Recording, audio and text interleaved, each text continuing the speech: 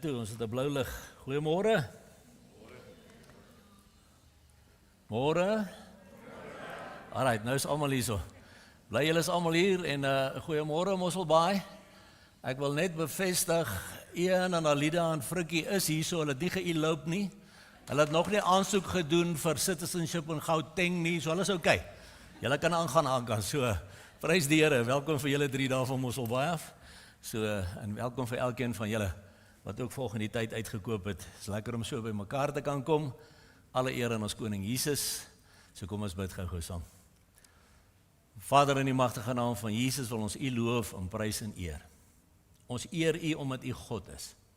Daar is geen ander soos U nie, daar is geen ander behalwe U nie. Maar die beste van alles bly altyd, U is ons Abba, Vader. 'n Papa wat lief is vir sy kinders. En ons vra Here dat U vanoggend verheerlik sal word. Nie net hier nie, in elke plek dwars deur hierdie wêreld, waar mense by mekaar kom in U naam.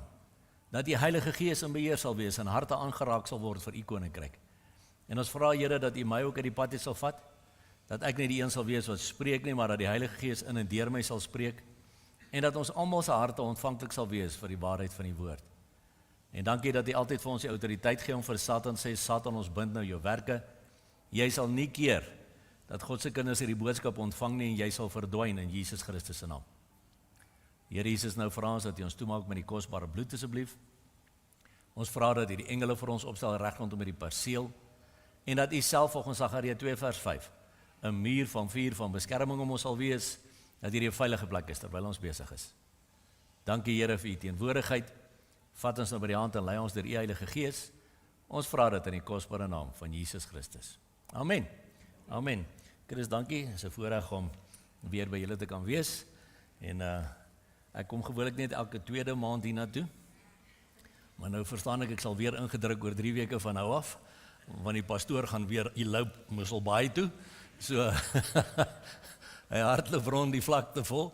So prys die Here, so 3 weke van nou af is ek weer by julle. As die Here wil in ons lewe en ons is nog hier. As die koning ons nog nie kom haal het nie, sal ons hier wees. So vanoggend gaan ons 'n bietjie met mekaar gesels oor kyk nie angstig rond nie. En jy weet my broer en my suster, in die tye waarin ek en jy lewe, is dit regtig die Here van hierdie dinge 'n paar jaar terug al oopgebreek het en net weer bevestig het in hierdie week, is dis 'n boodskap vir ons tyd. En die gemeente se tema vir die jaar is Abide in Me. En die punt is, if I abide in Christ, sal ek nie angstig rondkyk nie. As dan sal ek weet wie ek is in Christus. Want ek kry my krag, my autoriteit, my berusting in Christus.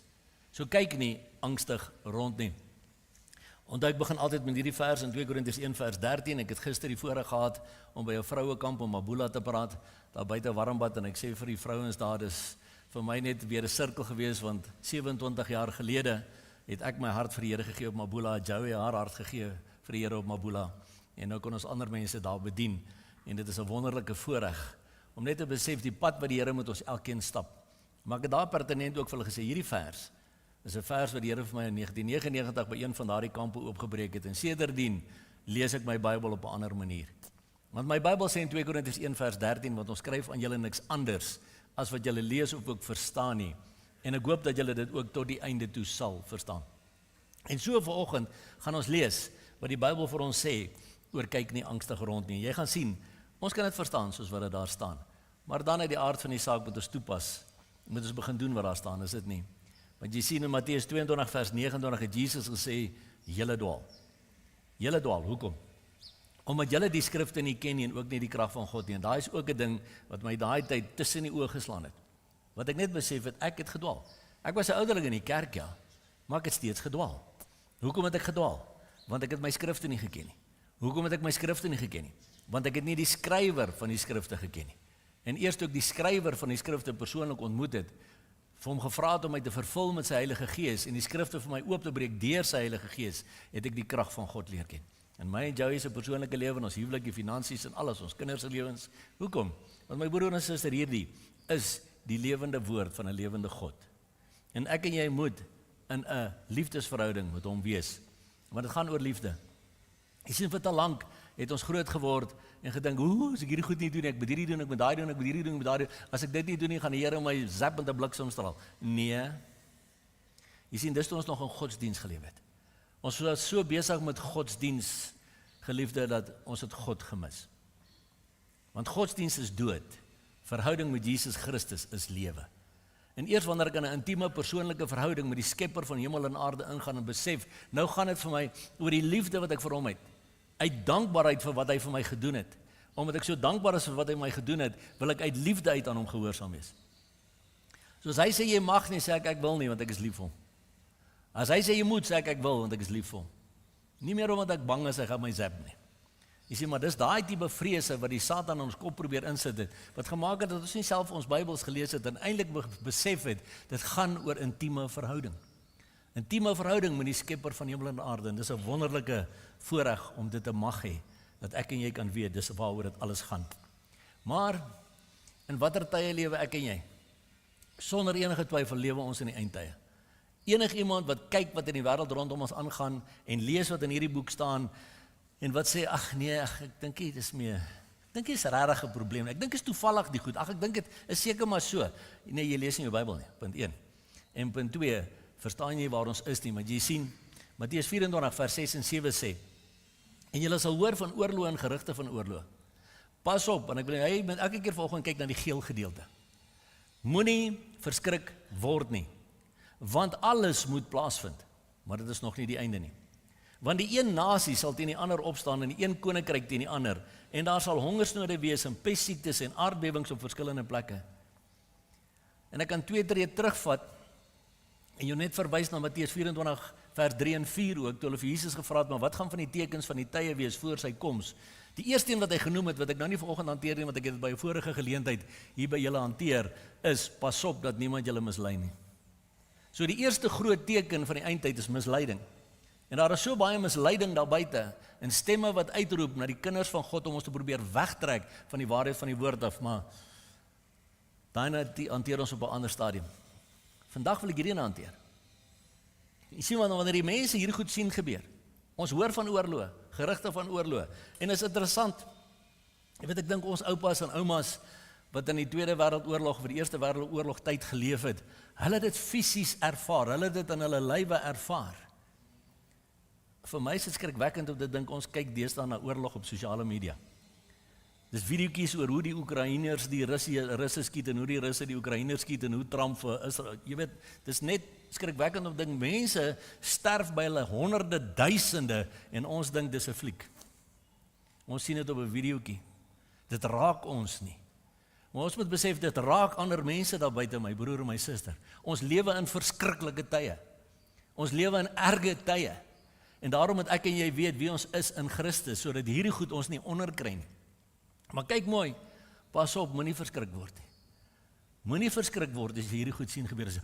Wat gaan van ons word? Moenie, want ons dien die lewende God. Want hy sê, alles moet plaasvind. Alles moet plaasvind. So hierdie goed moet gebeur. Dis deel van die profetiese woord wat ons Vader in sy woord laat neerskryf het.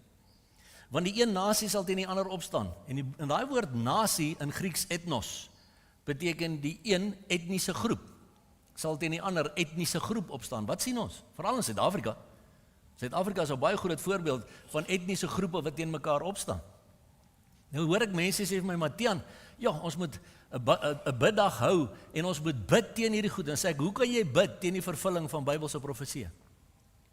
Dit gaan nie ophou nie. Wat moet ons wel bid? Vir die beskerming van God se kinders midde in so 'n situasie. Waar daar ook al God se kinders midde in so 'n plek is waar hulle so vervolg word, bid vir die beskerming van God se kinders, maar jy kan nie bid dat die goed moet ophou nie. Want kyk, as daar nou een gebed is wat jy jou asem mee gaan mors, gaan dit so 'n gebed wees. Die Here gaan nie daarna luister nie. So moenie dit eers probeer bid nie. Bid vir die beskerming van God se kinders, maar jy kan nie bid dat hierdie goed nie moet plaasvind nie, want daar staan, want alles moet plaasvind. God is God. Onthou dit. God is God. He gets to make the rules. Ons gaan voor sy troon staan, hy gaan nie voor ons troon staan nie. Die een nasie sal teen die ander opstaan. Die een koninkryk teen die ander. Daar sal hongersnode wees. En pestsiektes. Kyk mooi, pestsiektes. En mense, as jy mooi kyk na die televisie, en jy kyk na al hierdie nuwe virusse en goed wat bykom, dit eskaleer. Sien, daar staan nie en pestsiekte nie. Almal het gedog toe COVID gekom het, was dit nou die siekte. Nee wat, daar sal weer 'n klomp ander by. 'n Klomp nuus. pestsiektes en aardbewings op verskillende plekke. Nou daai verskillende plekke, die Engelse Bybel sê earthquakes in diverse places. Met ander woorde, plekke wat nog nooit in die geskiedenis van die wêreld aardbewings gehad het nie, kry vandag aardbewings. Dis alles vervulling van Bybelse profeseë, my broer, my suster. Maar midde in dit alles, en ek wil regtig bid dat hierdie boodskap vanoggend vir jou 'n bemoedigende boodskap sal wees. Dat hierdie boodskap van vanoggend jou net meer sal vasmaak in hierdie wonderlike God wat ek en jy dien. Want hy sê in Jesaja 41 vers 10, wees nie bevrees nie. Wees nie bevrees nie, want ek is met jou. Dis die tema van hierdie lesing vanoggend. Kyk nie angstig rond nie, want ek is jou God. Ek versterk jou, ook help ek jou, ook ondersteun ek jou met my reddende regterhand. Wie help my? God. Wie versterk my? God. Wie ondersteun my? God. En daarom hoef ek nie bevrees te wees as hierdie goed rondom my gebeur nie. As ek die chaos in die wêreld rondom my sien, ek sien hoe die ongeregtigheid vermeerder, ek sien hoe korrupsie al hoe erger word, en dan smile ek so as die profete profeteer dat die korrupsie gaan minder word. Dis ek, watter Bybel lees jy? Want my Bybel sê Matteus 24 vers 12 onder andere, en omdat die ongeregtigheid vermeerder word, sal die liefde van die meeste verkoel. Die ongeregtigheid gaan nie verminder nie, my broer en suster, maak nie saak wat watter profeet of profetes vir jou sê nie. Dit gaan vermeerder, want my God se woord sê so. Ek glo my God se woord bo enige iemand wat sê nee, hulle gehoor, die Here het nou sy mind gechange. Nee, die Here het nie sy mind gechange nie. Hierdie goed gaan gebeur, maar al gebeur hulle, wees nie bevrees nie. Hoekom? Want God is met my. Kyk nie angstig rond nie. Wat gaan hier gebeur? Het jy gesien die dieselprys? Kyk nie angstig rond nie. Hoekom? Want God sê so. Ja, Martian. Ja, jy sien, jy het klaar gesê nee. Want as jy sê maar, dan kanselleer jy alles voor die tyd uit. Ek vertrou op die Here, maar. Nee, jy lieg. Beteken jy vertrou glad nie op die Here nie. Want hy maar kanselleer alles voor die tyd uit. So ons moet begin besef. Kom ons staan op die woord, want my broer en my suster, hierdie afgelope 27 jaar, vandat ek destyds my hart by Mabula vir die Here gegee het, staan ek op die woord. Ek staan op die woord vir my en Joey se huwelik. Ek staan op die woord rondom ons gesondheid, rondom die finansies, rondom ons kinders, rondom wat ook al. Want dis wat ons staande hou hierdie afgelope 27 jaar. Want ek sê nou al vir jou, as ek moes gekyk het na my en Joey se omstandighede en die goeders wat ons al deur is, die afgelope klomp jare, sou ek nie vandag hier gestaan het, as ek net in my eie krag het moes doen nie. Maar omdat ons op die woord van God staan, omdat ons die lewende woord, Jesus Christus, persoonlik ken en in ons het, kan ons sê, weet jy wat, ek is nie bevrees nie. Ek is nie eers bang om dood te gaan nie. Weet jy hoekom? Want ek sien so uit om my Jesus van aangesig tot aangesig te ontmoet. Ek is nie bang vir die dood nie, my broer en suster. Glad nie. Ek is gereed om my maker te ontmoet. Maar die punt is, Satan wil hê ons moet angstig rondkyk. Hoe gaan ons deurkom van die einde van die maand? Hoe gaan ons deur? Nee, kyk nie angstig rond nie. Lyk dit vir jou soos 'n versoek? Lyk vir my soos 'n opdrag daai, hoor. Ons het nou laasweek 'n mannekamp gehad en Len wat deel is van ons bediening het onder andere vir die manne gesê, God does not make suggestions. Kan jy sien, dis nie 'n suggestion daai. Dis 'n opdrag. Hoekom? Want dit is tot jou voordeel. Dis tot jou voordeel as jy kan begin besef hierdie God wat ek en jy dien is 'n God wat sê ek versterk jou. Moenie jou krag gaan vind by Johnny Walker nie. Moenie jou krag gaan vind by Charles Glass nie. Moenie gaan weghardloop op die camels nie. OK. Kry jou krag by die Here. Hy versterk jou. Hy help jou. Hy ondersteun jou met sy reddende regterhand, mits ek in 'n verhouding is met hom. Mits ek sy kind is. Mits ek gehoorsaam raak wat hy in sy woord vir my sê. Maar wees nie bevrees nie. En dan die baie bekende Psalm 46 vers 11, laat staan en weet dat ek God is. Die Engelse Bybel sê, be still and know that I am God. Be still and know that I am God. Laat staan en weet dat ek God is. Ek sal hoog wees onder die nasies, hoog op die aarde. Want my broer en my suster, jy moet besef, die mense weet nie dat God God is nie. Selfs baie Christene wat hom met hulle monde vereer, maar hulle harte is ver van hom af. Hulle weet nie werklik dat hy God is nie. Ag ja, ons kom Sondag, kom ons kerk toe, want my ma het gesê ons moet kom. My pa het gesê ons moet kom. Ek sou nie regtig lus om hier te wees nie. Jy sien wat jy weet nie wie God is nie. Jy weet nie wie God in jou persoonlike lewe is nie.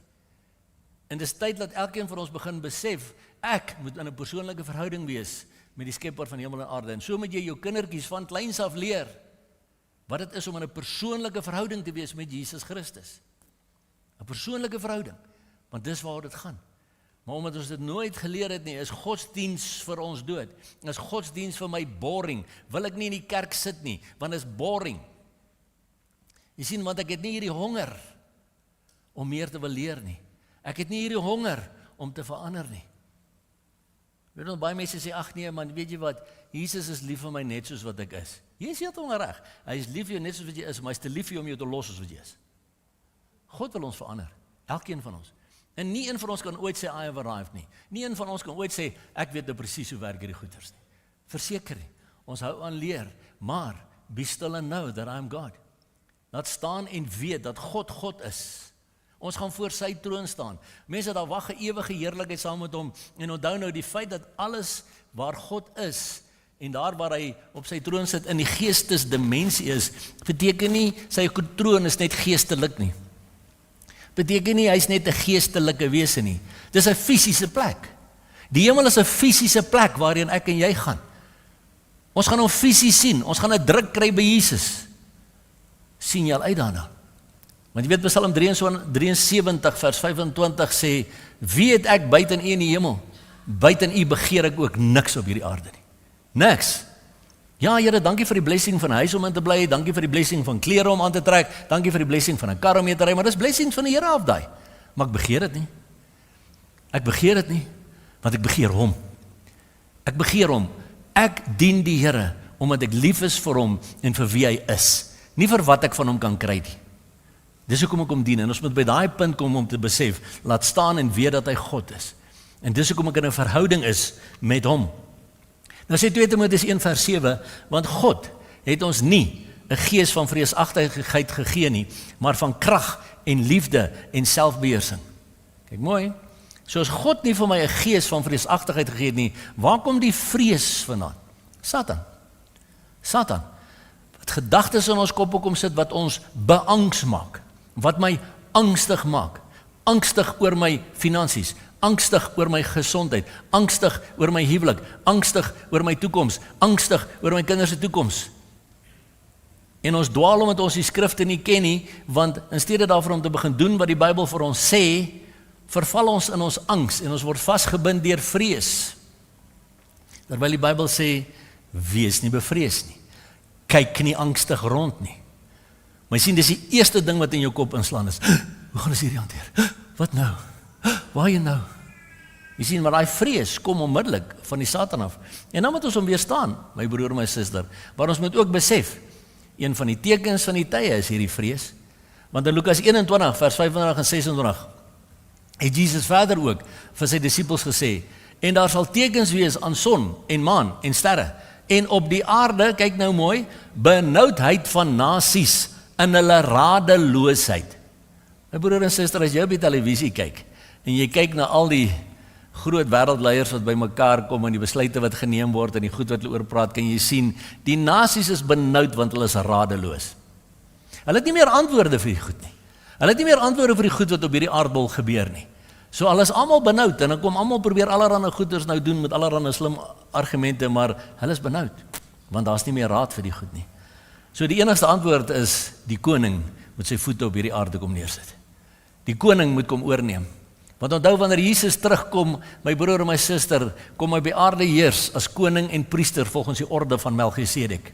Hy gaan die politieke leier van die wêreld wees en hy gaan die geestelike leier van die wêreld wees. En niemand gaan wonder en niemand gaan mekaar verskil nie, want ons gaan weer die koning het so gesê, it's done. Dis dit. Ons het hom hier nodig. So kom ons bid vir die vervulling van sy profeseë. Kom ons bid en sê, kom Here Jesus, Openbaring 22. Die Gees en die bruid sê, kom. Dan vra ek baie keer vir die mense, ek het gister vir die dames ook gevra. Dink jy is bruid van Jesus Christus? O ja, nee, ek was 'n bruid van Jesus. Ek, okay, kan hy maar vandag kom? Nee, hy moet nie vandag al kom nie. O, ek dog jy sê hy is bruid. Want my Bybel sê die Gees en die bruid sê, kom. So solank as wat ek nog sê, nee, Here moet nog nie kom nie, want ek wil nog A, B, C, D, E, F, G, kan jy nie sê ek is bruid nie. Want die bruid sien uit na haar bruidegom se koms. Die bruid kan nie wag dat haar bruidegom moet kom nie. En dis waaroor dit gaan. Ons moet hier goed besef. Kyk, hy gaan aan om te sê, wanneer see en branders dreun, wat sien ons al meer op die televisie? Tsunamies, oorstromings, see en branders wat dreun. En mense se harte beswyk van vrees en verwagting van die dinge wat oor die wêreld kom. My broer en my suster, die vrees wat tans in die wêreld is, veroorsaak siektes. Julle kan maar gaan kyk, julle ken nou almal Michelle Strydom se boek en Pastor Henry Wright se boek oor geestelike wortels van fisiese siektes. Gaan kyk hoeveel van daai fisiese siektes van vandag se wortel lê in fear, anxiety en stres. Fear, anxiety en stres. Die mense se harte gee in. Hulle kry hartaanvalle as gevolg van vrees. Hulle kry beroertes as gevolg van vrees. Allerhande siektes as gevolg van vrees. Hoe gaan ons alles betaal? Hoe gaan ek my kind? En dan pop sy hart. Boom, weg is hy. Want jy sien, ons glo nie die woord wat sê, wees nie bevrees nie, want ek is jou God. Kyk nie angstig rond nie, want ek is met jou. Ons gooi dit uit, ons keer dit uit die Bybel uit, ons kyk eerder na die vrees. Ons luister eerder na die Satan, voor ons na die waarheid van God se woord kyk en dit glo. Nou 1 Konings 17 vers 1 tot 7, kom ek wys vir jou. Ek en jy as kind van die Here is nie gevrywaar as sekere goeders gebeur rondom ons wat nie so lekker is nie. En Elia het gesê, so waar is die Here die God van Israel leef, vir wie se aangesig ek staan, daar sal geen dou of reën in hierdie jare wees nie, behalwe op my woord. So wat verklaar Elia oor Israel? Droogte. En wat gebeur toe? Daar kom droogte. Toe kom die woord van die Here tot hom en sê, gaan hiervandaan weg en draai jou na die ooste toe en steek jou weg by die spruit Krit, wat oos van die Jordaan is. En jy moet uit die spruit drink en ek het aan die kraaie bevel gegee om jou daar te onderhou. Met ander woorde, my broer en suster, alhoewel op Elia se woord die droogte en die hongersnood en die goed begin inkom en daar, was hy nie gevrywaar daarvan nie. Hy was nie gevrywaar daarvan nie. Die Here sê, maar, ek is jou God. Ek ondersteun jou. Ek help jou. Ek dra jou deur. So, gaan daar na die spruit Krit toe. Ek gaan die kraaie stuur om vir jou kos te bring. Nou my broer en suster, waarvoor is jy bang? As God selfs die kraaie kan stuur om vir jou kos te bring. Ja, maar Here, ek kry mos altyd die specials by Game en by Checkers, jy weet. Nee, dis nie die kraaie daai nie. Nee, dis nie die kraaie daai nie. Soos dit nodig is, sal die Here kraaie stuur om vir ons kos te gee. So, jy moet uit die spruit drink en ek het aan die kraaie bevel gegee om daar te onderhou.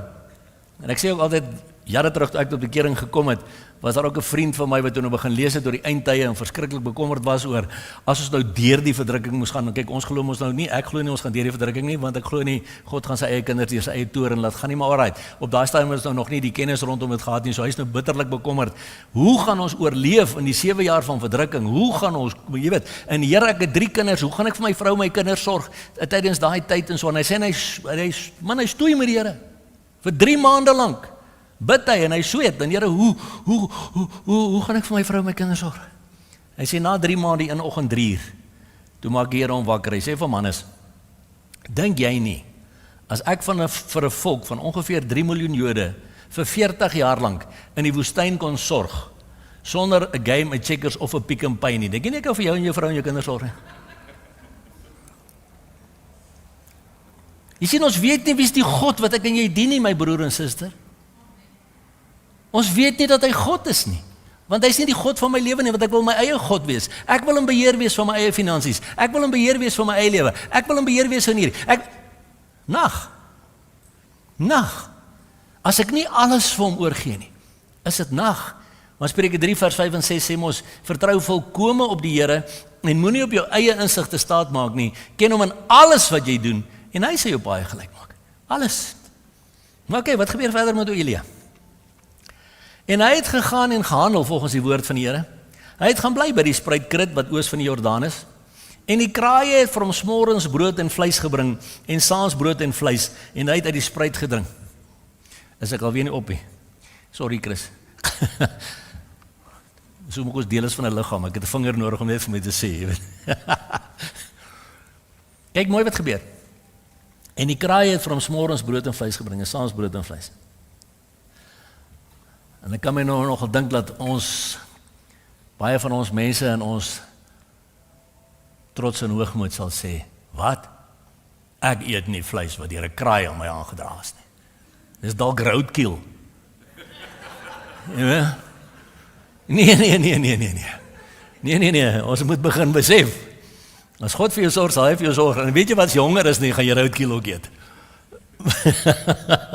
Maar dit was nie so nie, want God het vir hom gesorg. Maar na verloop van tyd, kyk nou mooi. Daar bly hy nou lekker. Hy is rustig, die kraaie bling vir hom brood en vleis. Hy drink water uit die spruit het en toe droog die spruit op. Maar na verloop van tyd het die spruit opgedroog, want daar was geen reën in die land nie. As gevolg van wie? Hy het dit gespreek. Maar in 'n geval, kom ons gaan aan. Toe kom die woord van die Here tot hom en sê, maak jou klaar, gaan na Sarfat wat by Sidon is, en bly daar. Kyk, daar het ek aan 'n weduwee bevel gegee om jou te onderhou. Kraaie, weduwee. Kyk, dis nou die laaste mense wat ek nou nogal sou gedink het sal kan voorsien, hoor. Hierdie arme vrou, hoe gaan sy nou vir nog ou in sy reis nog moet sorg ook? Daarop het hy hom gereed gemaak en na Sarfat gegaan. En toe hy by die ingang van die stad kom, was 'n weduwee juis besig om daar houtjies bymekaar te maak. En hy roep haar en sê, gaan haal tog vir my 'n bietjie water in die kan, dat ek kan drink. Terwyl sy loop om dit te gaan haal, roep hy na haar en sê, bring tog vir my 'n stukkie brood saam.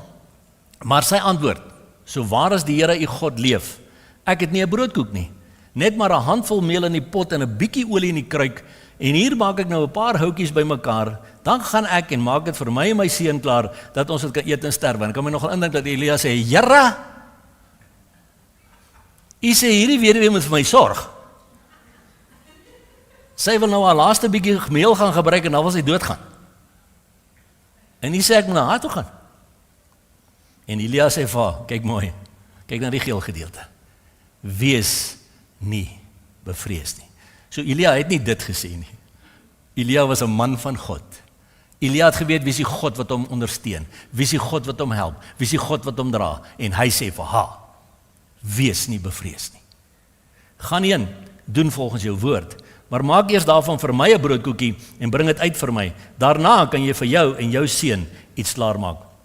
Want so sê die Here, die God van Israel, die meel in die pot sal nie opraak en die olie in die kruik sal nie minder word nie, tot op die dag dat die Here reën op die aarde sal gee. En sy het gegaan en gehandel volgens die woord van Elia, en sy het geëet, sy en haar huisgesin dae lank.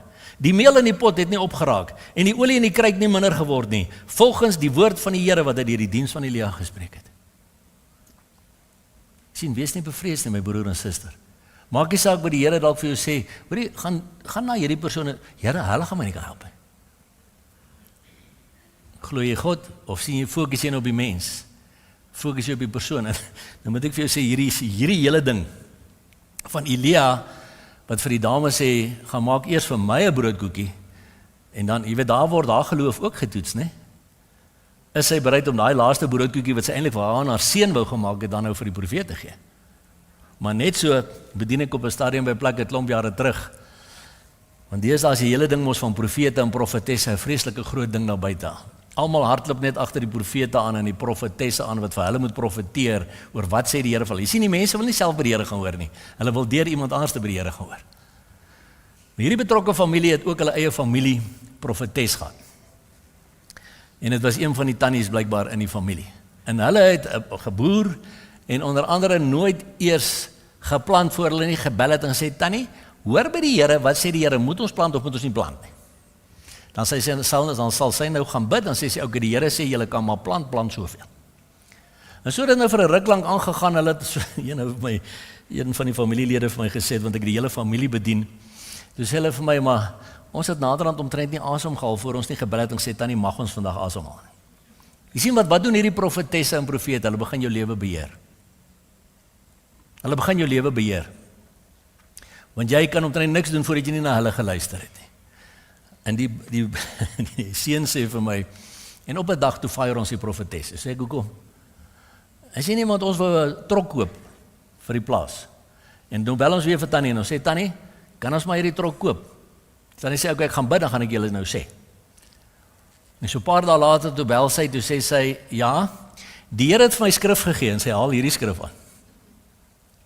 Die Here sê, julle mag 'n trok vir die plaas koop, maar julle moet eers vir my 'n nuwe kar koop. Toe fire hulle die profetes. Toe hoor hulle verder self by die Here. Jy sien, want ons wil tog so graag by ander mense gaan hoor wat sê die Here. In steede daarvan om net te sê, Here, maar wat sê u vir my? Maar die punt is, kyk mooi, die manier wat ek en jy dink God dalk vir ons sal voorsien, is nie die manier wat God dalk voorsien nie. Want jy sien, ek het sekere vooropgestelde idees van hoe ek dink God sal voorsien. Dan is dit nie noodwendig soos hy voorsien nie. Hy voorsien op heeltemal ander maniere. Want hy wil hê ons moet hom glo. Hy wil hê ons moet hom vertrou. Hy wil hê ons moet nie ons vertroue op mense plaas nie. Dat ons hom kan vertrou in die kleinste goedjies. Maar hy waarsku ons ook in Deuteronomium 8 vers 2 tot 17 wat hy sê, en jy moet dink aan die hele pad, waarlangs die Here jou God jou nou 40 jaar lank in die woestyn gelei het. Jy kan vanoggend sê vir my, sê Tiaan, ek is 30 jaar oud, ek is 40 jaar oud, ek is 60 jaar oud. Wel, dink daaraan. Dink aan die hele pad, waarlangs die Here jou God jou nou 60 jaar lank in die woestyn gelei het. Tot jou wat? Tot jou verootmoediging. Want in die eerste plek, my broer en my suster, ek en jy moet nederig raak voor die Here. Ons moet sterf aan ons eie ekke en hoe ek het sien en hoe ek het wil hê. En dis die les wat ek moes leer. Toe ek destyds my praktyk verloor het, my voete in die straat geloop het, in dieselfde dorp waar ek met 'n Mercedes gery het, met my voete geloop het, want ek moes myself leer verootmoedig. Moes leer, it's so not about me. It's all about him. Om jou te verootmoedig, tot jou verootmoediging en beproewing, om wat te doen? Kyk mooi, om te weet wat in jou hart is, of jy sy gebooie sal hou of nie. Jy sien weer eens, dien ek hom op sy voorwaarde, of dien ek hom soos ek wil, soos wat ek dink ek wil?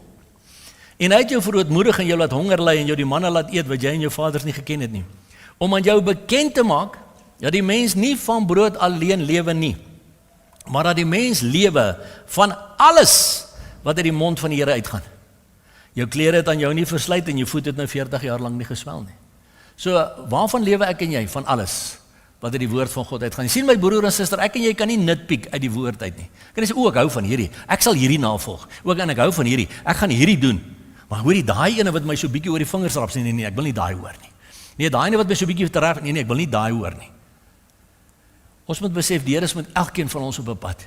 My broer en my suster, soos wat ek en jy hier staan en sit vandag, is die Here met elkeen van ons uniek op 'n pad.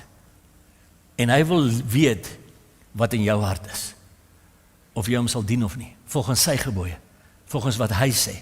Maar ons moet besef, dat die mens nie van brood alleen lewe nie, maar van elke woord wat uit die mond van die Here uitgaan. Hoor mooi, kyk mooi wat daar staan. Maar, dat die mens lewe van alles wat uit die mond van die Here uitgaan. Kan jy sien, daar staan nie uitgegaan het nie. Daar staan uitgaan. Hoekom? Want in hierdie oomblikke, terwyl ek praat, gaan die woord van die Here uit. Dit het nie opgehou in Jesaja se tyd nie. Dit gaan vanoggend op die 31ste Mei 2026 nog steeds uit. En die Here wil ons nog steeds leer vanuit sy woord.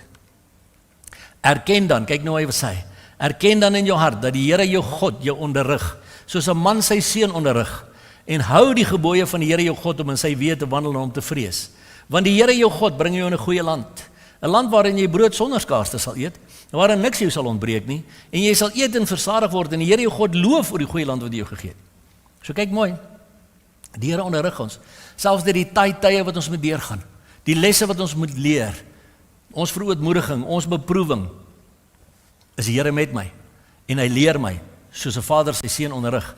En dan kom die belofte, want hy sal ons in 'n goeie land bring, waar dit met my sal begin beter gaan, beter geestelik eerstens, en dan ook emosioneel, en ook fisies, maar dan is daar 'n waarskuwing. Neem jou in ag, dat jy die Here jou God nie vergeet, deur sy gebooie en sy verordeninge en sy insettinge wat ek jou vandag beveel nie te hou nie, sodat jy nie miskien eet en versadig word nie, en mooi huise bou en bewoon, en jou beeste en jou kleinvee vermeerder, en jou silwer en jou goud vermeerder, ja, alles wat jy het vermeerder, kyk nou mooi, en jou hart hom dan verhef, dat jy die Here jou God vergeet, wat jou uit Egipte land uit die slawehuis uitgelei het nie, en jy in jou hart dink, my krag en die sterkte van my hand het vir my hierdie rykdom verwerwe. Jy sien my broer en suster, onmiddellik is daar 'n waarskuwing ook in. Die Here sê, ek loop met jou op pad my kind, deur tye, wanneer dinge nie so lekker is nie, was ek daar vir jou, ek help jou, ek ondersteun jou met my reddende regterhand. Maar as dit nou met jou begin beter gaan, oppas, dat jy nie dan sê, ag weet jy wat, ek het nie regtig die Here nodig nie. Ag weet jy wat, ek sou kei nou, ek het genoeg geld op my spaarrekening, as ek 'n ding wil koop ek hom, ek hoef nie eens meer te bid daaroor nie, jy weet, ek koop hom maar net, want ek is in beheer, en nee mense, As die Here dit nie pertinent sê nie. Nee. Ons moet by 'n punt kom om te begin besef, alles is genade. Alles is geskenke uit sy hand. Ons moet aanhou om vir hom dankie te sê vir dit wat hy ons gee. Erkenning te gee vir dit wat hy met ons gedoen het, die jare wat hy met ons die pad gestap het, dit wat hy ons geleer het uit hierdie goeders. Ek moet vir die Here dankie sê. Dankie Here dat hy met my was deur die tye. Dankie Here dat hy ons seën in die goeie tye. Want ek sien dit ongelukkig te veel. As dit goed gaan met die mense, ag, nee, hulle sal so eenmal 'n maand kerk toe gaan, so nou en dan sal hulle miskien Bybel lees, nee, maar dit gaan goed met hulle, maar man, dat hulle pop net die fans slaan, kyk, dan slaan hulle die grond, dan bid hulle, verskriklik, en dis daai ou gesegde van, is die Here die stuurwiel van jou lewe, of is hy die spaarwiel van jou lewe? Haal jy hom net uit wanneer jy 'n paptaier het, en dan sê jy, okay Here, vat nou maar 'n bietjie voor, of as hy elke dag van jou lewe in beheer van jou lewe, met alles. Want ons moet besef, dit kom alles net van hom af. Maar ons probleem is, ons het oor jare geleer om ons vertroue op mense te plaas. Ons vertroue op ons besittings te plaas. Ons vertroue op ons finansies te plaas. Maar dis 'n baie groot waarskuwing, Jeremia 17 vers 5 tot 8, wat sê, so sê die Here, en julle almal weet nou, Here hoofletters, né, Jod, He, Waf, He, Yahweh. So sê Yahweh, vervloek is die man wat op die mens vertrou. Kyk mooi, vervloek is die man wat op die mens vertrou. Wie plaas daai vloek? God. God plaas daai vloek. Hy sê vervloek is die man wat op die mens vertrou en vlees sy arm maak, terwyl sy hart van die Here afwyk. En nou my broer en my suster, moet jy my mooi verstaan. Jy kry baie keer mense wat na jou toe begin kom en jou nou begin vra om hulle te help met iets, en nou help jy een keer en jy help 'n tweede keer. Hier by die derde keer begin hulle jou vertrou. Begin hulle van jou soort van verwag om hulle elke maand te help. Begin hulle soort van verwag dat jy nou sal help. So wat het nou gebeur? Nou begin hulle vertroue op jou plaas en jy het dit toegelaat. So wat gebeur? Nou maak jy 'n deur vir daai vloek in hulle lewens. So ons moet versigtig wees. Daarom, as iemand vra vir hulp, sal ek eers by die Here hoor, Here, moet ek gee ja of nee? Nie net, ja nee, dis die regte ding om te doen. Want Satan sal gou-gou vir jou die skrif quoteer om te sê, maar onthou, jy moet sorg vir die armes. Jesus het gesê, die armes het julle vir altyd by julle. Ons kan al ons goede weggee en saam met hulle op die hoek van die straat gaan staan en nog steeds nie 'n druppel verskil maak nie, my broer en suster. Want dis wat Satan doen, hy kom met hierdie good ideas. Dit klink reg en hy sal selfs vir ons skrif quoteer, maar dan sê dit nie noodwendig wat God vir jou gesê het nie. So ons moet leer onderskei. So op is vir daai vloek. En op is dat ek nie daai vloek oopmaak in iemand anders se lewe nie. Maar kyk, hoe sal so 'n mens wees? So 'n persoon wat die mens vertrou, wat sy vertroue in mense plaas. Hy sal wees soos 'n kaal bos in die wildernis. En hy sal nie sien as die goeie kom nie, maar 'n dorpplekke in die woestyn bewoon, 'n brakkerige en onbewoonde land. Nou ek vra baie keer vir mense, voel jy ook baie keer so? Of jy nie deurbrake kry in jou finansies nie, en dan moet jy vir jouself dalk die vraag afvra, Here, waar het ek my vertroue heeltyd in 'n mens gaan plaas? Het sy vir my finansies, het sy vir my werk, het sy vir wat ook al, vir my besittings? Of vertrou ek U? Vertrou volkome op die Here en moenie op jou eie insigte staat maak en ken hom in alles wat jy doen en hy sê jou paai gelyk maak. Kyk wat sê vers 7 en 8. Maar geseënd is die man wat op die Here vertrou. Wie se vertroue die Here is. Kyk hoe sal hy wees? Hy sal wees soos 'n boom wat by die water geplant is en sy wortels uitskiet by die stroom en nie vrees as daar hitte kom nie, maar sy blad bly groen en in 'n jaar van droogte is hy nie besorg nie en hou nie op om vrugte te dra nie. Kyk mooi. So 'n persoon wat op die Here vertrou, ongeag sy omstandighede, ongeag of hy by die kraaie moet kos kry, ongeag of hy met sy voete loop in die strate, ongeag of hy 'n kar het om mee te ry of nie 'n kar het om mee te ry nie. So 'n man wat op die Here vertrou, hy sal wees soos 'n boom wat by die water geplant is. Sy wortels uitskiet by die stroom. Nie vrees as daar hitte kom nie. As die hitte van die aanslag van, jy weet, die rentekoerse gaan op, die petrolprys gaan op en hierdie goeders. Hy vrees nie. Vrees nie as daar hitte kom nie, maar sy blad bly groen. En in 'n jaar van droogte is hy nie besorg nie. En hy hou nie op om vrugte te dra nie. Met ander woorde, hy hou nie op om nog steeds vir die Here te lewe nie. Hy hou nie op om nog steeds goeie vrugte vir God te dra nie, ongeag hoeveel aanslag dat kom. Ongeag hoeveel aanslag op sy huwelik kom, op sy finansies kom, op sy gesondheid kom. Maar dis dan wanneer mense baie keer sê, ag Here, ek wil U nou nie meer dien nie. Nee Here, want vandat ek U begin dien, bars die hel op my los. Exactly, ja. Want die oomblik wat jou hart vir die Here gegee het, haat Satan jou. Jy het so groot teken op jou rug. Hy kan hom nie mis nie. Maar weet jy wat? My Bybel sê, my God is my agterhoede. Never mind dat hy binne in my is, en rondom my is, en so aan. Moenie bevrees wees nie, want kyk, hy vrees nie as daar hitte kom nie. Ek hoef nie te vrees nie, my broer en suster. Maar wat moet ek doen in my omstandighede? Ek hou aan bid. Ek hou aan vertrou op God. Ek hou aan vashou aan hom. Ek spreek sy woord oor my situasie. Ek spreek lewe oor my situasie. Ek hou aan woord lees. Ek bære nie my spaarwiel nie. Ek maak dit die stuurwiel van my lewe en ek sê Here loop voor. Ek loop agter U aan want hy lei my op die spore van geregtigheid. Onthou julle om sy naam ontwil. En daarom sê hy vir ons in Deuteronomium 31 vers 6. Wees sterk en volmoed. Wees nie bevrees nie. My broer en suster, hoeveel keer moet die Here dit nog vir ons sê, voor ons het glo? Hoeveel keer? Wees sterk en volmoed. Wees nie bevrees en word nie verskrik vir hulle nie. Vir dit wat buite gebeur nie. Want dit is die Here jou God wat saam met jou trek. Hy sal jou nie begewe of verlaat nie. Besef jy wat dit beteken as jy sê, ek is 'n kind van die Here en hy trek saam met my huwelik? Besef jy wat dit beteken as jy sê, ek is 'n kind van die Here en hy trek saam met my besigheid? Besef jy wat dit beteken om te sê, ek is 'n kind van die Here en hy trek saam met my verhouding met my kinders, my verhouding met my kleinkinders? Hy sê jou nie begewe of verlaat nie. So wees sterk en volmoed. Want baie mense sal my bel oor sekere goed, dan bid ons saam, ja, maar dan verander die situasie nie. Dan bid ons 2 maande later saam en dan verander die situasie nie. En dan bid ons nog 2 maande later saam en verander die situasie nie. En weet jy wat moet ek doen? En sê ek hou vas. Wees sterk en volmoed. Hou aan. Bid sonder ophou. Volhard in die gebed. Want wie volhard tot die einde toe, sal gered word. Maar wees nie bevrees nie en word nie verskrik vir die goed wat hier rondom ons gebeur nie, my broer en my suster. Want dis die Here jou God, Jahwe jou God wat saam met jou trek. Hy sê jou nie begewe of verlaat nie. En dan, Josua 1 vers 9, gaan ons alweer. Het ek jou nie beveel nie, kyk my wat staan daar, het ek jou nie versoek nie? So wat daar staan? Nee, daar staan, het ek jou nie beveel nie. Wees sterk en volmoed, wees nie bevrees of verskrik nie, want die Here jou God is met jou orals waar jy heen gaan. Orals is die Here met jou. Hoekom? Want Galasiërs 2 vers 20 sê ek lewe nie meer nie, maar Christus leef in my. En 1 Johannes 4 vers 4 sê hy wat in my is groter as hy wat in die wêreld is. So, wees sterk en volmoed my broer en my suster.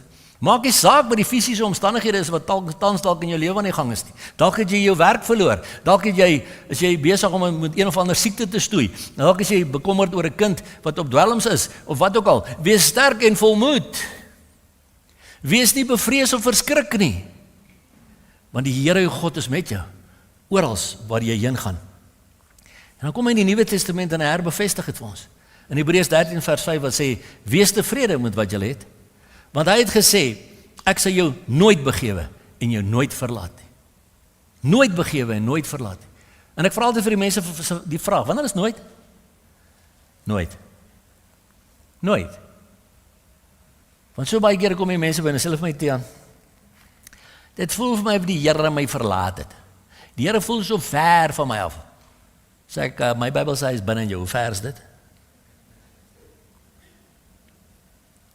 En my Bybel sê hy is jou nooit begewe of nooit verlaat nie. So luister jy na jou gevoelens, wat Satan in jou kop plaas en sê, dit voel vir my, die Here het my verlaat, of staan jy op die waarheid van die woord wat sê, Satan, daar is geskrywe, my God sal my nooit begewe en my nooit verlaat nie. So ek weet, dis jy by die gedagtes van twyfel, van vrees, van moedeloosheid, van swaarmoedigheid my kop in plaas, en ek weerstaan vir jou in die naam van Jesus Christus. Wees sterk en volmoed. Hy sê jou nooit begewe en jou nooit verlaat nie, want daarom moet ek op my skrif staan, my broer en suster. Want jy sien in Matteus 28, vers 19 en 20 het Jesus ook gesê, gaan dan heen, maak disippels van al die nasies, en doop hulle in die naam van die Vader en die Seun en die Heilige Gees, en leer hulle om alles te onderhou wat ek julle beveel het. Alles. Wat is dit? Hier is hulle. Genesis 1 vers 1 tot by Openbaring 22 vers 21. Leer hulle om alles te onderhou wat ek julle geleer het, of beveel het. Sê die mense vir my, ja maar wacht so 'n bietjie, jy weet, toe Jesus daar met hulle gepraat het, het hy bedoel dit wat hy hulle geleer het. Ekskuus. In die begin was die woord en die woord was by God en die woord was self God, onthou jy? So van waar af het hy ons geleer? Van Genesis 1 vers 1 af. Want hy is self God. So leer hulle om alles te onderhou wat ek julle beveel het. En kyk, nou kom dit weer. Ek is met julle al die dae tot in die volëinding van die wêreld. Amen. Maar dis weer eens daarin van, ja, Matjan, het voel nie vir my so nie. Waar staan dat dit so moet voel? Hebreërs 11 vers 1 sê, geloof is 'n vaste vertroue op die dinge wat ek hoop en 'n bewys van die dinge wat ek nie sien nie. Geloof het niks met my gevoelens te doen nie. Ek glo dit want die woord van God sê dit. Dis hoekom ek dit glo. Nie omdat ek dit voel nie. Ek glo daar is 'n hemel, het ek hom al ooit gesien? Nee. Maar glo daar is een. Hoekom? Want my God se woord sê so. Ek glo wat sy woord vir my sê oor die autoriteit wat hy vir my en jou gee. Ek glo wat sy woord vir my sê oor ek moet sterf aan myself, my eie ek, my sieninge. It's all about him. Maar gaan heen. Maak disippels van al die naasies en leer hulle om alles te onderhou. Nou, hoe kan ek hulle leer om alles te onderhou wat hy beveel het as ek nog self nie geleer het om dit te doen nie? So ek myself kan leer om deur swaar tye op God te vertrou. Ek moet self kan leer om op swaar tye my finansies op God te kan vertrou voor ek vir ander kan leer hoe om dit te doen. Daarom het ek nodig gehad om met my voete te loop in die strate van Zenin, sodat ek kan leer of ander sê, weet jy wat, jy kom by 'n punt om te kan sê, Here, dankie vir 2 voete. Al sou die vyeboom nie bot nie, daar geen druiwe aan die wingerde wees nie, al sou die olyfoes misluk en die lande geen oes liewer nie, nogtans sal ek in die Here jubel. Ek sal juig in die God van my heil. En ek weet, dat was op 'n stadium met Joey by 'n prokureursfirma gewerk. En een van die junior prokureurs wat daar was skatryk. Al familie is ook skatryk. En daar was een transaksie wat hulle moes registreer en die dame wat daar huisie verkoop het, sy was alleen ma, ek dink met 2 kindertjies, ek kan nie onthou nie. En sy het vir Joey gesê, Joey, asseblief, hierdie transaksie moet vandag registreer, ek het daai geldjies nodig, want ek het nie meer kos vir my en my kinders nie. En daar was 'n glitch om een of ander rede in een van die dokumente en die akteskantoor wou dit nie daardie dag registreer nie. Joey gaan na hierdie jong prokureurtjie toe en sy sê vir hom, hierdie situasie, asseblief, sal jy ekstra moeite doen by die akteskantoor om hierdie ding vandag te kan deurkry, want dit kan gedoen word. En hierdie girl het net van gesê, nee, ek sal nie. Nee, ek sal nie. En Joey het omgedraai na 'n kantoor toe gestap en weer omgedraai. En teruggegaan na haar toe en gesê, ek kan sien, jy het nog nooit honger gaan slaap nie. En sy gaan terug. En later daai middag kom die jong prokureur by ons en sê vir Joey, hier is die leer. Hy is geregistreer. Ek het besef, ek het nog nooit honger gaan slaap nie. Maar hy het geregistreer vandag. Jy sien my broer en suster, ja, as baie mense daar buite wat swaar kry, maar ons moet ook besef, hulle is ook besig om te leer om op God te vertrou. Jy sien, iemand het een keer vir my gesê, as daar 'n ou by die hoek van die straat staan en die Here is besig om hom op 'n vis en chips dieet te sit, wie is jy om hom 'n champagne en kaviaar dieet te wil kom sit? Want jy sien, ek dink ek is die een wat hom gaan oprig. Ek is die een wat hom... Nee, ons moet versigtig wees. Die armes het ons altyd by ons, maar ons moet besef, gaan leer hulle om alles te onderhou. Alles. En ons moet deur swaar kry kan gaan, want hoe gaan jy weet as 'n God wat jou dra as jy nog nooit swaar gekry het nie? En dis wanneer jy bid en bid sonder ophou. As jy weet daar's 'n siekte in jou liggaam en jy bid en jy hou nie op om te bid nie. Al gaan sien ons die dokters, ja, die Here gee vir ons dokters ook, want daar's nie fout daarmee nie. Maar die punt is dan wie toe hardloop die eerste? Hardloop die eerste na die menslike dokters toe of hardloop die eerste na die groot dokter toe? Maar sien, ek moet kan leer volhard in die gebed. En kyk, ek is met julle al die dae tot in die volëinding van die wêreld, want Jesus is met ons. En dit is wat ons moet besef.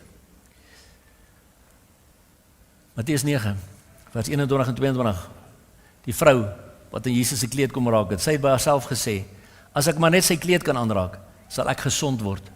En Jesus het omgedraai en haar gesien en gesê, kyk mooi wat sy vir, hou goeie moed, dogter, jou geloof het jou gered. En die vrou het gesond geword van daardie uur af. My broer en my suster, ongeag wat jy vir my sê wat vandag jou situasie is, of dit 'n huwelik is wat nie lekker is nie, of dit gesondheid is wat nie lekker is nie, of dit finansies is wat nie lekker is nie, of dit 'n ouer-kind verhouding is wat nie lekker is nie, of dit 'n verhouding met jou broer of jou suster of jou pa en jou ma is wat nie lekker is nie, sê ek vir jou, hou goeie moed. Hou goeie moed. Jou geloof het jou gered.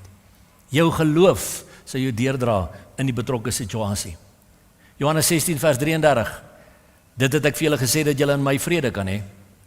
In die wêreld sal julle verdrukking hê, maar hou goeie moed. Ek het die wêreld oorwin. Nou net soos wees nie bevrees nie, wat herhaaldelike kere gesê word. Hou goeie moed, word herhaalde kere gesê. Wees nie bevrees nie, kyk nie angstig rond nie, hou goeie moed. Wees nie bevrees nie, kyk nie angstig rond nie, hou goeie moed. Byt vas in die krag van die Here. Here, ek kan niks doen in my eie krag nie, Here, ek gaan hierdie dinge in my eie krag kan hanteer, maar Here, ek is tot alles in staat deur Christus wat my krag gee. So Here, gee my u krag asseblief. Gee my u krag, want u woord sê, hou goeie moed, want u het die wêreld oorwin. En daardie Christus wat die wêreld oorwin het, bly nou in my, want ek lewe nie meer nie, maar Christus leef in my. En hoe lank is jy bereid om te bid vir jou deurbrake? Ja, want die mense sê, maar ja, Tiaan, jy weet, ek bid nou al 3 jaar lank vir die ding. Sê ek, okay. Die Here verskyn aan Abraham. Kyk, ek en jy het dit nog nie gehad nie, laat die Here persoonlik aan ons verskyn nie. Die Here verskyn aan Abraham, hy sê, Abraham, jy gaan 'n kind kry. Abraham wag 25 jaar voor die kind van die belofte gebore word. Tussen gaan doen hy maak hy sy eie plannetjies en toe kom Ismael. En jy sien dat dit nie daarvoor was nie, het ons nie 'n dieselprysprobleem gehad nie.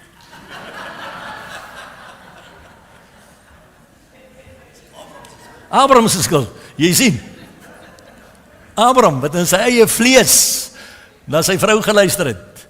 Jy sien, want toe Sarah sê, jy weet, Hagar gaan by haar in. Nou Hagar was seker 'n bietjie meer streamline as wat Sarah by haar stadium was op 90 of wat ook al die geval mag wees. Toe luister hy na sy vrou. En daar sit ons nou vandag, maar in elk geval. Die punt is, hoe lank bid jy al, sê jy? 3 jaar? 4 jaar? 5 jaar? Hy het 25 jaar gewag. 25 jaar voor die belofte deurgekom het. Hoe lank is ek en jy bereid om te wag, my broer en suster? Hoe lank is ek en jy bereid om te volhard in die geloof, te volhard in die gebed? Ek nou sê iemand eendag vir my, nee, maar ek dink ek bid al 30 jaar nou. Sê ek, okay, kom ons kanselleer nou vir Abraham uit. Kom ons vat vir Noag. Die Here sê vir Noag, bou 'n ark. En Noag bou, sommige mense sê 80 jaar, sommige sê 90, sommige sê 100, 120, maak nou nie saak nie. Die punt is, jy gaan nie vir Noag bypas nie. Jy kan sê net wat jy wil, jy gaan hom nie verbysteek nie. So kom ons sê vir 100 jaar lang bou hy in daai ark. Hoe lank is jy bereid om te bou in jou arkie? Hoe lank is jy bereid om te bou in jou arkie van 'n huwelik wat dalk nie baie lekker is nie? Hoe lank is jy bereid om te bou in 'n arkie van 'n kind wat nie wil luister nie, of wat nie 'n pad saam met die Here wil loop nie? Hoe lank is jy bereid om te bou in jou arkie van 'n gesondheid wat nie lekker wil deurbreek nie? Bid sonder ophou. Wees nie bevrees nie. Kyk nie angstig rond nie. Hou goeie moed. Want ons dien die God wat die skepper is van hemel en aarde, wat sê, ek help jou, ek ondersteun jou en ek dra jou met my reddende regterhand. Maar glo ons dit? Of hardloop ons op ons gevoelens? Want jy sien 2 Korintiërs 4 vers 16 tot 18 sê, daarom gee ons nie moed op nie. Maar al vergaan ons uiterlike mens ook, nogtans word die innerlike mens, my gees, dag na dag vernuwe. Want ons, kyk nou mooi wat sê Paulus, want ons ligte verdrukking wat vir 'n oomblik is. Nee, Jan, sê jy nou hierdie siekte wat ek deurgaan as 'n ligte verdrukking. Ek sê vir jou dit, ekskuus, is nog steeds 'n ligte verdrukking. Want ons ligte verdrukking wat vir 'n oomblik is, bewerk vir ons 'n alles oortreffende ewige gewig van heerlikheid. Omdat ons nie let op die sigbare dinge nie, maar op die onsigbare.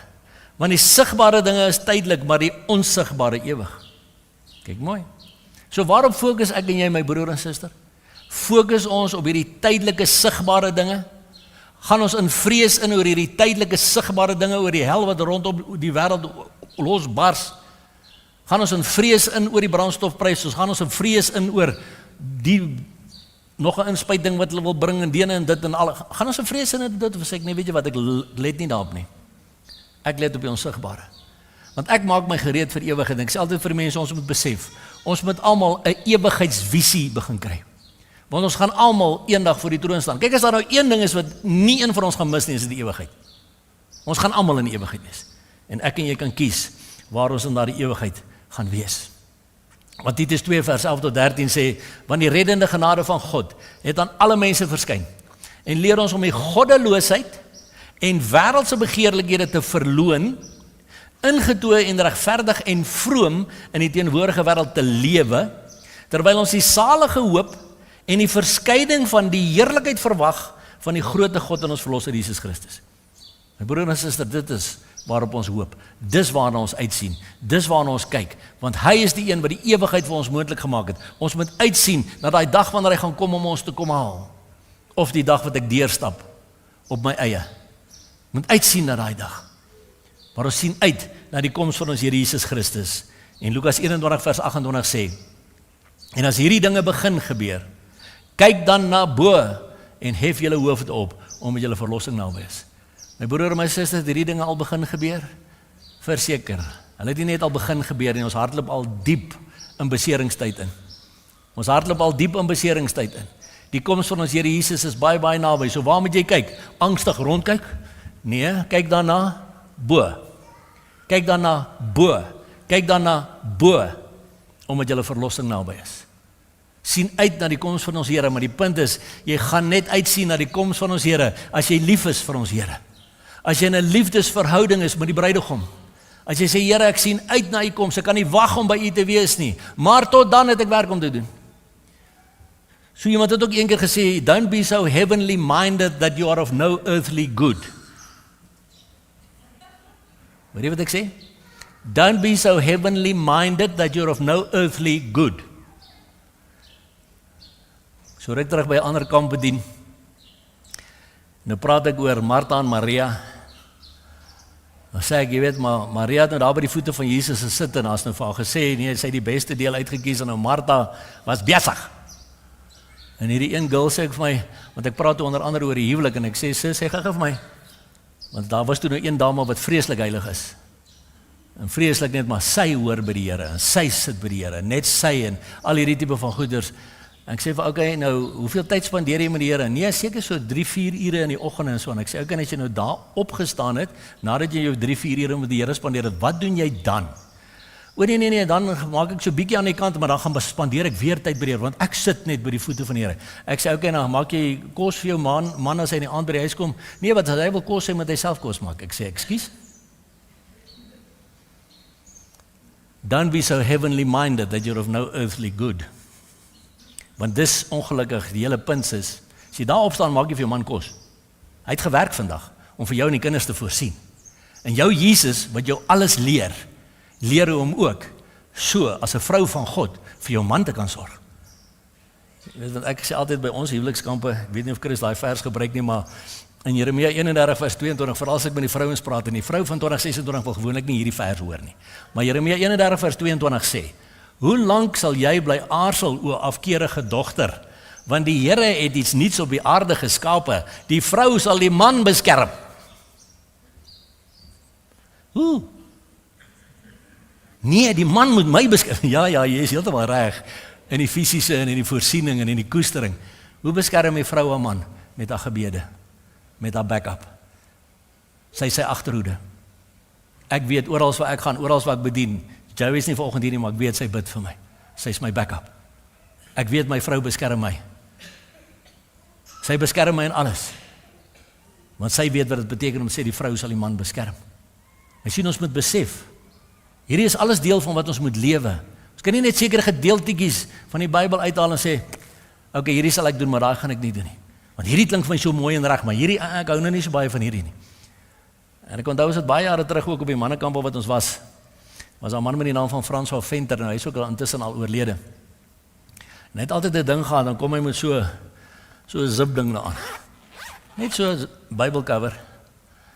Dan maak hom oop en sê, alright, kom ons lees 'n bietjie die Bybel uit. Daar mag geen vuil woord uit jou lippe uitkom nie. Ook kan nie vir hierdie vers nie. Dan skeer hy daai bladsy uit. Ek sien hierdie ouens se oë, hulle word so groot. Gaan hy aan en sê, vroue, julle moet aan julle eie mans onderdanig wees. Skeer hy daai bladsy uit. Nee, ek hou nie van hierdie vers nie. As die ouens of die vrouens se oë so groot by die vroue kamp was. En aan die einde van die dag gaan maak hy die ding so oop, en sit 'n telefoonboek wat hy binne in hierdie cover gesit het. Dis nie regte Bybel nie. Maar dan sê hy vir ons, maar dis tog wat ons doen, is dit nie? Ons skeer bladsye uit die Bybel uit, wat nie vir my lekker is nie. Daai dele wat sê, ek moet sterf aan my eie ek moet sterf aan my siening en hoe ek het wil hê, en dis nie lekker nie, so kom skeer daai Bybelvers uit. Nee, my broer en my suster, kom ons raak al hoe meer soos Jesus, in alles wat ons doen. En soms is dit lekker, en soms is dit nie so lekker nie, maar hou goeie moed, wees nie bevrees nie, kyk nie angstig rond nie, kyk op, ons Skepper is naby. En onthou, hy is nie 'n dooie God nie, né? Openbaring 1 vers 17 en 18 sê, ek is die eerste en die laaste en die lewende, en ek was dood en kyk ek leef tot in al ewigheid, amen. En alle eer gaan aan Jesus Christus van Nasaret.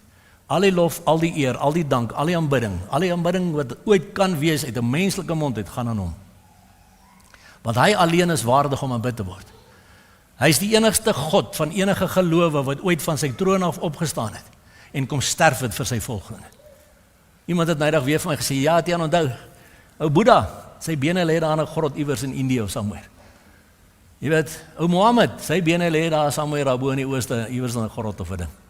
Ons Jesus, sy bene is aan sy lyf. Hulle lê nie iewers in 'n grot nie, want hy het fisies opgestaan met vlees en bene, sê my Bybel. Dis die God wat ek en jy dien en aanbid, wat dit vir my en jou gedoen het. So wat doen ek en jy vir hom terug? In ons huwelike, in ons verhouding met ons mense rondom ons, in ons verhouding met die mense die naaste. Wat doen ons vir hom terug? Wat doen ons vir hom terug by ons werk? Wat doen ons vir hom terug met ons finansies? Wat doen ons vir hom terug? Daar waar ek alleen is, waar niemand my kan sien nie.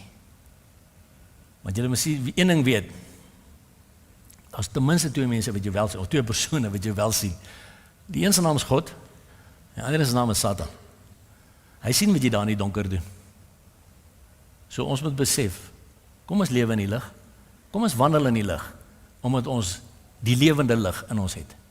Kom ons laat die lig van Jesus skyn, ongeag wat 'n vrot, stikkende, vuil, donker wêreld rondom ons doen, omdat ons weet ons dien 'n lewende God. Amen. Kom ons bid saam. Vader, in die magtige naam van Jesus wil ons U loof en prys en eer.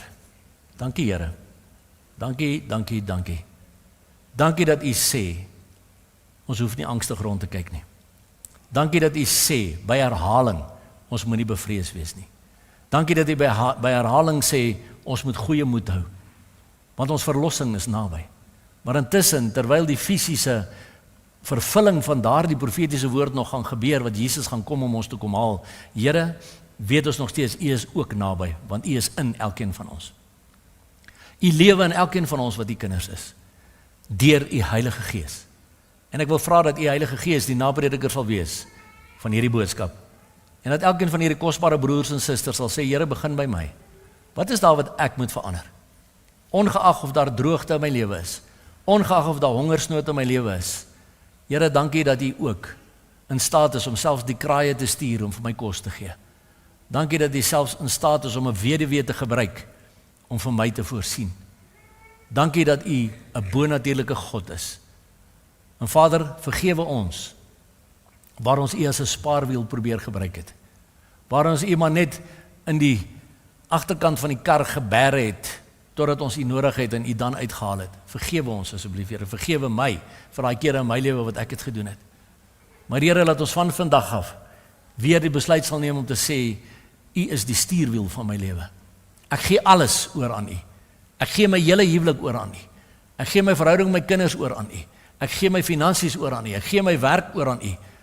So Vader, nou vra ek, lei my deur die Heilige Gees in my huwelik, om reg op te tree as 'n man van God of 'n vrou van God in my huwelik. Lei my deur die Heilige Gees in hoe ek my kinders moet grootmaak. Lei my deur die Heilige Gees oor wat ek met my finansies moet doen. Lei my deur die Heilige Gees oor wat ek by my werk moet doen en hoe ek U lig moet laat skyn. Want Here, ek kan niks doen sonder U nie. Maar dankie dat ek weet, U help my, U red my, U ondersteun my met U reddende regterhand, totdat U kom. En Here Jesus, omdat ons weet die koms is baie naby, hou ons aan uitroep, Maranatha, want die Gees en die bruid roep kom, want ons is lief vir U. In Jesus se naam, amen. Amen. Dankie.